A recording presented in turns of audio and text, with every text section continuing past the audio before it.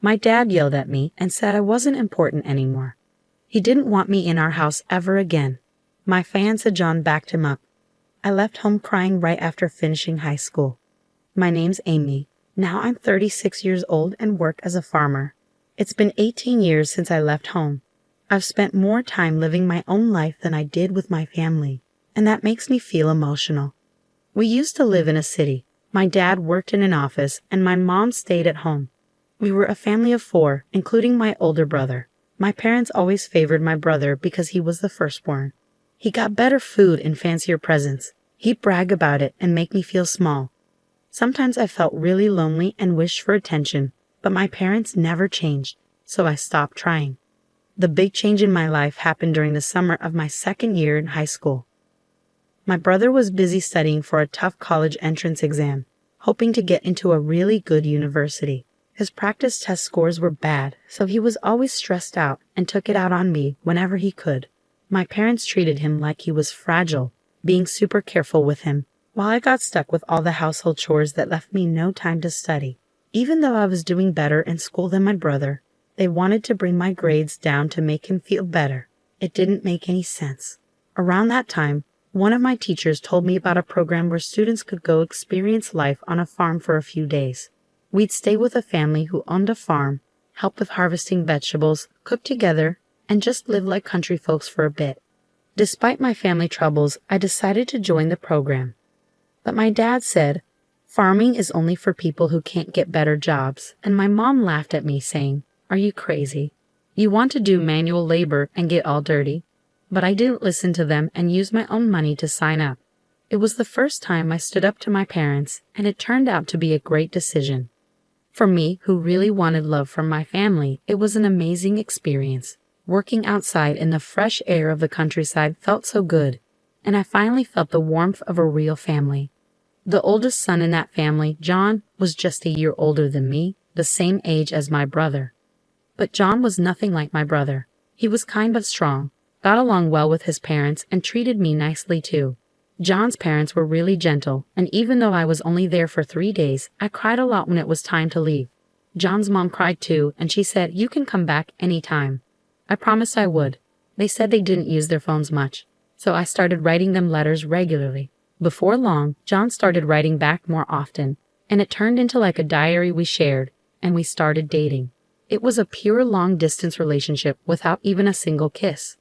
After my brother didn't get into his first choice university and ended up in a lower-ranked college, it was my turn to apply for college. But my parents wanted me to get a job instead of going to college. They said it was because girls didn't need education, but really, I think they didn't want me to go to a better college than my brother. Since my time on the farm, I dreamed of being a farmer. I could have become one without going to college, but John was in college, so I decided to go too and study a new kind of farming. Even though my parents and brother tried to stop me, I worked hard every day towards my goal. But when I passed the entrance exam for university, my dad got really angry and said, "Are you a girl trying to go to a better college than your brother?"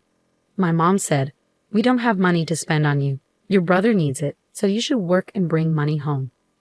My parents' hurtful words left me feeling alone and sad, and after a big fight, I decided to cut ties with him completely. John came to get me from home, and his parents, who were now my in-laws, helped pay for my college. I ended up going to college, and 4 years later, I married John. I didn't speak to my parents or brother during college, but when my in-laws said, we should at least tell them about the wedding, we went to my childhood home for the first time in 4 years. It was summer, after graduation, and a busy time for planting, so we couldn't visit earlier. We all had tanned faces from working outside, but my parents and brother made fun of us. My mom asked, "How old are you now? You must be poor to work outside and get so dark." I felt so embarrassed. "Please stop, Mom," I said quietly, but she didn't listen. My brother smirked and said, "Smart people like me make money with our brains. If you're stuck doing manual labor, it means you're not very smart." I felt sick, and my in-laws' smiles disappeared. My husband spoke up, saying, "We're proud to be farmers, and we work hard." My dad laughed in a mean way and told me, "From now on, you're a stranger to us. You're marrying a farmer who works hard for a living. We're going to pretend you don't exist. Don't come to us for money. We don't want to see you anymore." At 18, I already felt like I didn't belong. so his words didn't surprise me. But it still hurt, especially with my in-laws and John looking at me with sympathy. I cried quietly on the way home, deciding to forget about my family. Time passed quickly, and 18 years went by. The hurt started to fade. I had 2 kids and a busy but happy life. I almost forgot about my parents and brother until a cousin told me my brother was getting married. We were close, and we kept in touch even after I got married. I once sent them rice from our farm, and they liked it, so we stayed in touch and talked on the phone once a month. My cousin mentioned we could catch up at the wedding, my cousin said. But I hadn't heard anything about the wedding from my parents or brother. Well, since we're not talking, I wouldn't know. I heard they're building a new house. I wonder if it's done. It seemed both my parents and brother planned to move after the wedding. My cousin knew about the problems between my parents and me, but they probably assumed I'd still show up at important family events. After the call with my cousin, I impulsively called my mom's cell phone. But all I got was a message saying, "This number is no longer in use." I tried calling my father next, but got the same automated message again. Did they change their numbers? I didn't have my brother's number, so I couldn't call him. With shaky hands, I dialed the landline for our family home, and someone picked up. "Hello." It was my brother. "It's Amy. I heard you're getting married and moving." I started to congratulate him, but he interrupted me. "You don't need to do anything. You, a farmer, a stranger to me, don't call me," he yelled before hanging up. I tried calling him back, but I was already blocked. It was so harsh. No matter how much he disliked me, we were still family. It hurt to be rejected like that. Seeing how upset I was, my husband asked gently, "What's wrong? What happened?" I couldn't hold back my tears as I told him about the conversation. Both my husband and my in-laws were furious, as if it had happened to them. "Your home is here, Amy, your family to us." My mother-in-law comforted me. Her words brought tears to my eyes. I wish she was my real mom. She cared about me more than my own mother did. My father-in-law also reassured me, saying, "You're happy now. That's what matters. Don't let it hurt you. The one who stays positive wins." My husband added, "Let's learn from their mistakes and make sure we're different." Even our kids, unaware of the situation, hugged me tightly. "Thank you, everyone," I said, feeling the warmth in my heart. I realized how happy I was even without the support of my biological family. But things changed dramatically when my business was featured on national TV. My in-laws were big grain farmers in the American Midwest. They grew lots of fruits and veggies, but some didn't meet standards. I studied food business in college and figured out how to sell the produce that wasn't perfect. I started an online business selling jams, juices, and pickles made from those fruits and veggies. With support from the local farmers union, my business became a hit. Moms loved our safe, homegrown food, and seniors enjoyed the homemade pickles. I hired young women who, like me, married into farming families and unemployed young people. The business grew to $5 million. Our success story got covered on TV. After the TV show aired, we were bombarded with calls from all sorts of people. We got orders, questions, offers for deals, and requests for interviews. Both the company phone and my personal cell phone wouldn't stop ringing. So when I got a call from an unknown number, I answered without thinking. To my surprise, it was my brother. I figured he must have seen the TV feature and heard about my success. But without much of a hello, he said, "I'm thinking of starting a business. Can you lend me some money?" "Excuse me?" "Absolutely not," I replied firmly, feeling even more resolute. I coldly rejected his request and hung up. But he called again. "Stop arguing and give me the money. If a woman like you can start a business and make money, I'm sure I can do it too," he shouted relentlessly. "That's not how someone asking for a loan should act," I responded, baffled by his confidence. It was ironic because he was the one who had called me a stranger, just a simple farmer. Ignoring his request, I asked something that had been bothering me.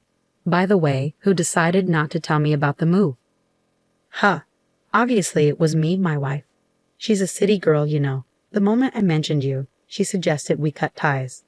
So that was the reason." I didn't want to hear more, so I hung up and blocked his number. It seemed like my brother's wife, whom I'd never met, had a similar attitude to my brother and parents.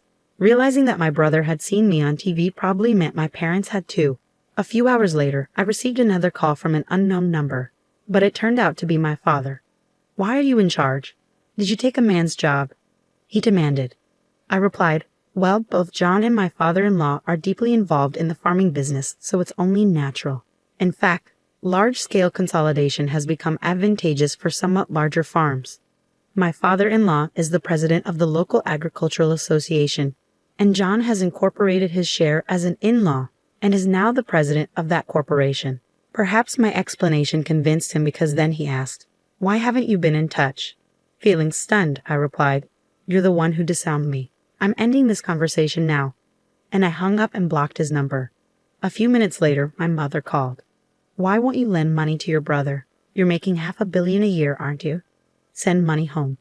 We're your real family. Have you forgotten all we've done for you, raising you up? Give us at least $300 million or at least $250 million. My mother was the most aggressive of all. Even though the business earns $500 million, that's the total revenue after paying for expenses and employee salaries. I barely have anything left over. I exaggerated a bit, and my mother instantly shot back, "You're lying. That can't be true." Feeling increasingly frustrated, I couldn't believe my mother's persistent demands for money. I wondered if she had any shame. "I'm not going to send you any money, whether I have it or not. We're strangers," I told her firmly before hanging up and blocking her number. I thought that would be the end of it, but I was mistaken. My parents, my brother, and his wife, whom I'd never met before, suddenly showed up uninvited at my in-laws' house. "Hey, Amy, guess what? I'm taking back the disarmament," my father announced. I was shocked at their desperation for money. My mother-in-law couldn't believe what was happening. Even my father-in-law and her were clearly uncomfortable, glaring at my parents in silence. The employees around us had gathered, looking shocked at my parents. My brother seemed to realize he wasn't welcome either. "Huh. We're the real family, connected by blood. We deserve a share of your earnings too," he insisted. The woman with him, presumably his wife, nodded along in agreement. I was livid. "No, that's not how it works. Even though we share blood, there's been no emotional connection. You treated me like a stranger and abandoned me," I said, feeling the old wounds of being rejected by my biological family reopening. Tears threatened to spill again. Just then, John came and stood by my side. "Amy is part of our family now. Even if you haven't disowned her, we're perfectly happy without you. Please leave," he said firmly, defending me. The employees joined in, criticizing my parents together. "We're with Amy. How dare you?" they exclaimed in unison. As I thought, "This is my true family," I felt a deep sense of happiness. But my brother's anger was growing. "Shut up. Shut up, you country bumpkins. You're all uneducated trash. Aren't you supposed to obey us quietly?" he raged. But John calmly responded, "Actually, both my father and I are Ivy League graduates, and Amy graduated from a prestigious agricultural university, revealing our educational background." "What? With degrees from top universities, why are you farming?" my brother exclaimed in disbelief. Maybe for my brother, graduating from a lower-ranked university was his only source of pride, and he likely didn't anticipate being outmatched in terms of education, I mused. John remained composed as he stated, "Farming is an honorable profession. We can apply what we've learned in college to it." I couldn't contain my laughter at the absurdity of it all. "Brother, you've been bested by John in every way." I chuckled, feeling a sense of relief wash over me. Realizing I had been too fearful of my brother and parents, I spoke up firmly. "Let me make this clear one last time. We are strangers now." Pausing briefly, I adopted a polite tone. "Therefore, I cannot lend or give money to strangers. Please leave.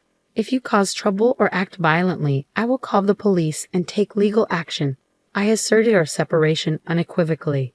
My in-laws and husband moved closer to me, ready to shield me from any harm my parents and brother might try to inflict. I was deeply touched, feeling genuinely cared for. The employees also joined in, shouting at my parents, "Get out of here. Go home." My parents, brother, and sister-in-law left with resentment in their eyes, unable to argue further and only able to retreat. Later I heard from my cousin that my brother and parents tried to get rich quickly by starting a business with borrowed money instead of asking me. But their arrogance led to a major failure. Now they're on the brink of bankruptcy, but I've cut ties with them, and I have no intention of getting involved anymore. As for me, my work is thriving, and I'm surrounded by my true family, supportive in-laws, a loving husband, and wonderful children. I'll cherish each day, enjoying the happiness of life.